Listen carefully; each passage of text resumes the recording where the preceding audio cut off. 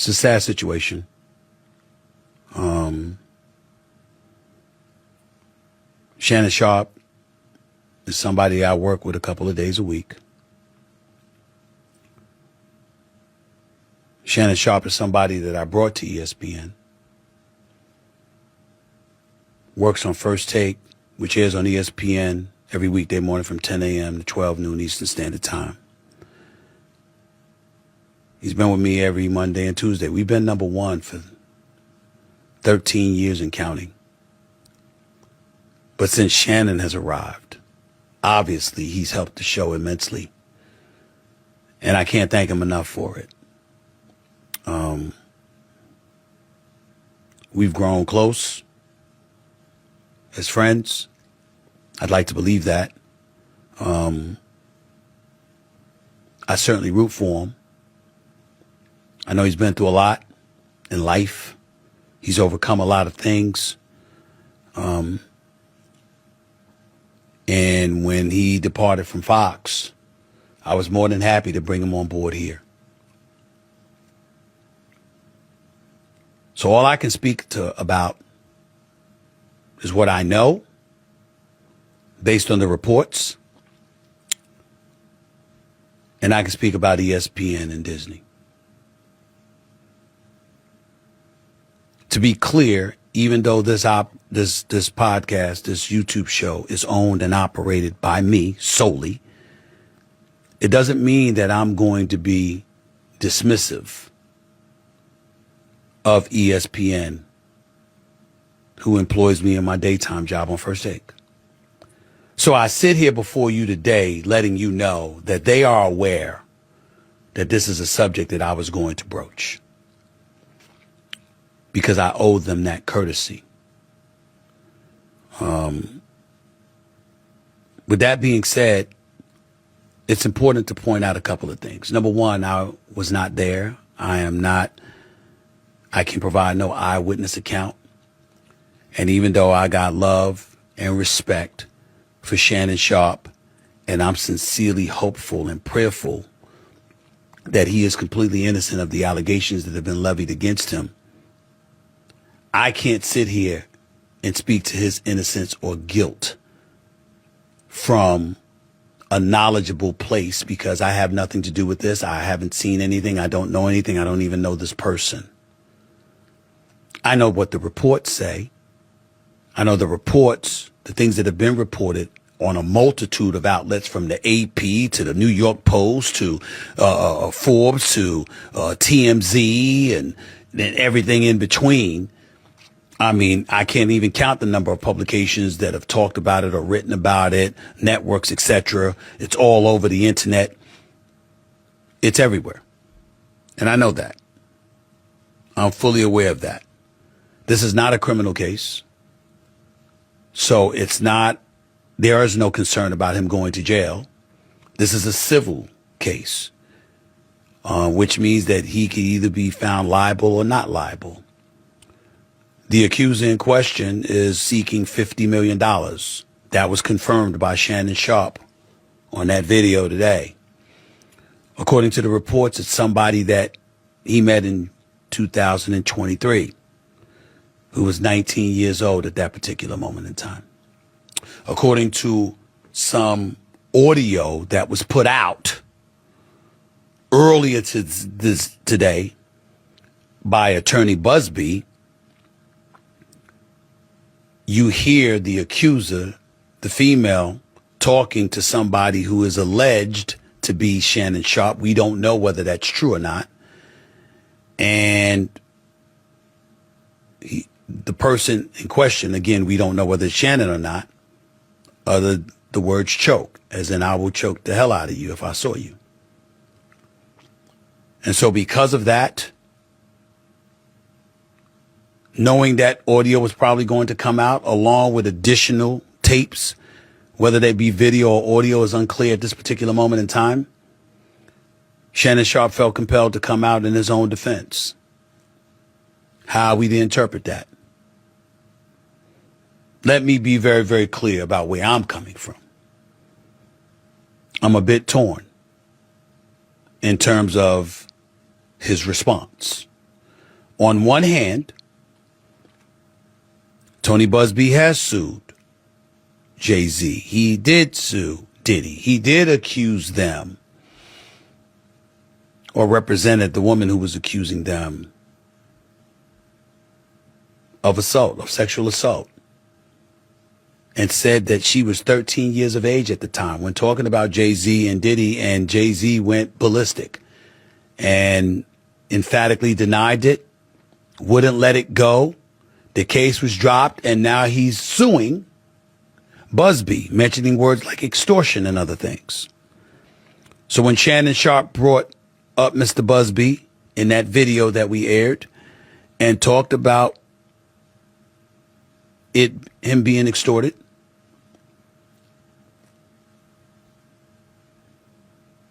he brought up Mr. Busby and Mr. Busby's past.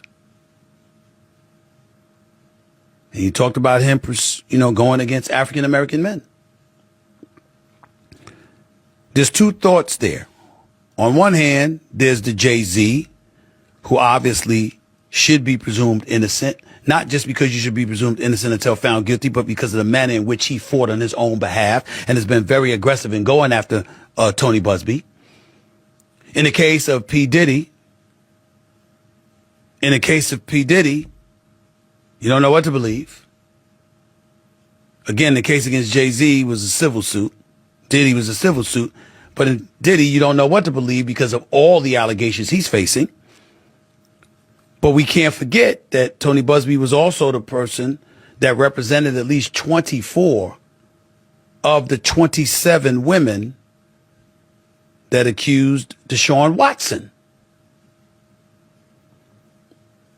of sexual misconduct along with other allegations. And at least 23 of those cases were settled.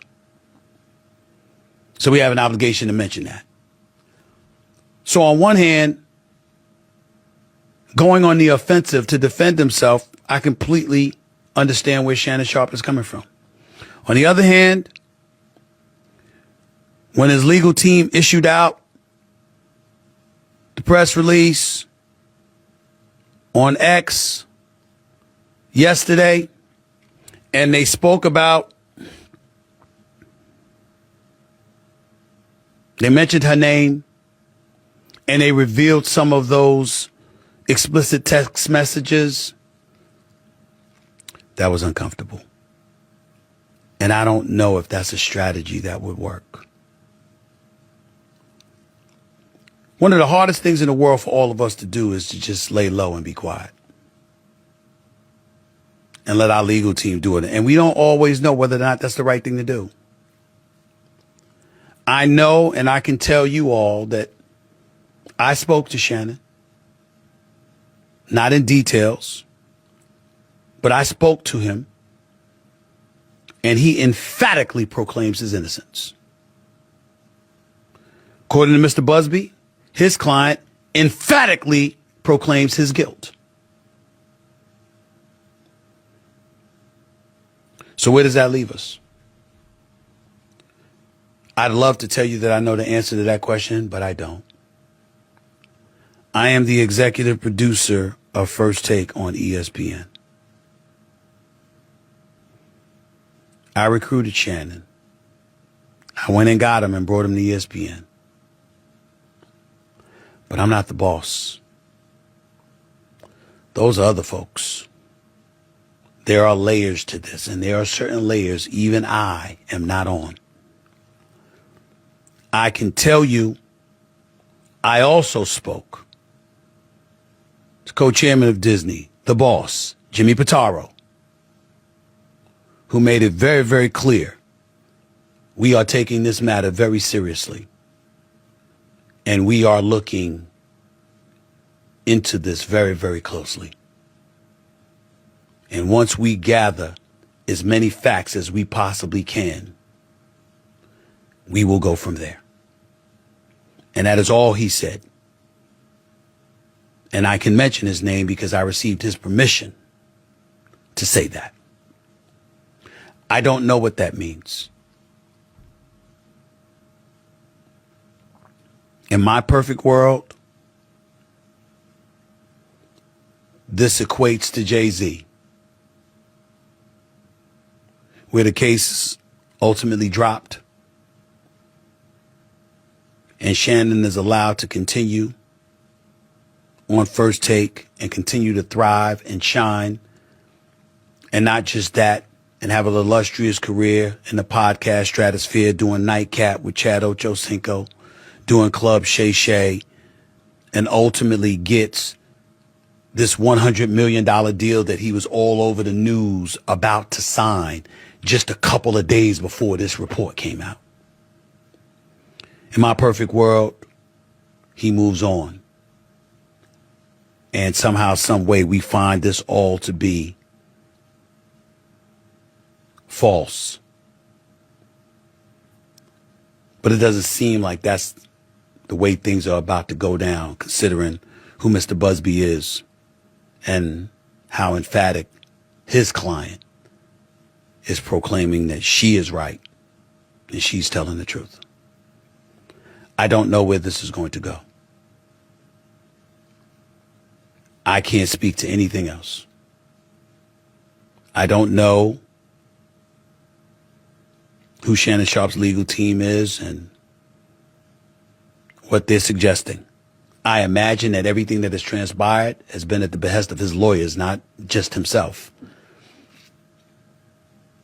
I can tell you again that when I spoke to him, he is emphatic in stating his innocence, that this is a shakedown, to use his words.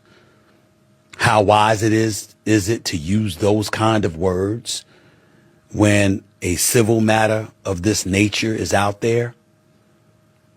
When you have a podcast and you have advertisers and sponsors and you work for ESPN and they have advertising sponsors, I don't know. What can we say if any of us were in that position and we felt or were proclaiming we were innocent? I don't know.